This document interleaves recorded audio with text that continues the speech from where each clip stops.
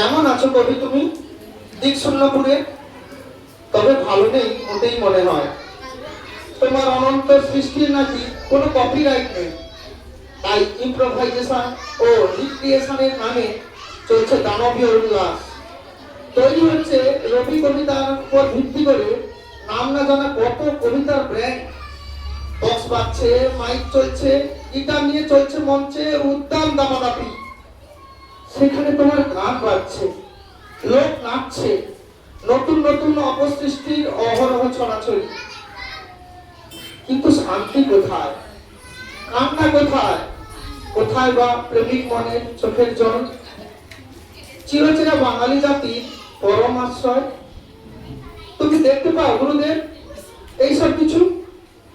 তুমি জানো তোমার সহজ পাঠের বইটাও আজ আর নেই সিলেবাসে। সত্যিকারের ছোট খোকারা আজ আর বলে না। ছোট খোকা বলে ওয়া, সেখানে সে কথা কওয়া। তার বদলে তারা ইংরেজি কপচায়। আমাদের ছেলেদের আমরা এখন বিলিতি তৈরি করি। রবীন্দ্রনাথ আজকাল আর লাগে না। এভাবেই একটা গোটা বাঙালি জাতি বোধ হয় ধীরে ধীরে হারিয়ে যাচ্ছে অপসংস্কৃতির গভীর অন্ধকারে।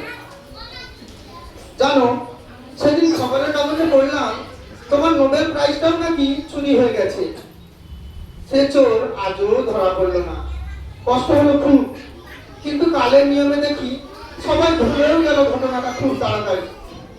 তুমি জানো তো কবি, তোমার গর্বের সেই গীতাঞ্জলি, যেই কাব্যগ্রন্থের অনুবাদেই তোমার নোবেল প্রাপ্তি, আমাদের গর্বের অহংকার। তারও অনুকরণে কেউ একজন আজকাল লিখেছেন বই, নাম দিয়েছেন কবিতাঞ্জলি। সেটাও শুনে নাকি বেস্ট সেলার। অবাক হই। তোমার যে কোনো কপিরাইট নেই, তুমি যে সবার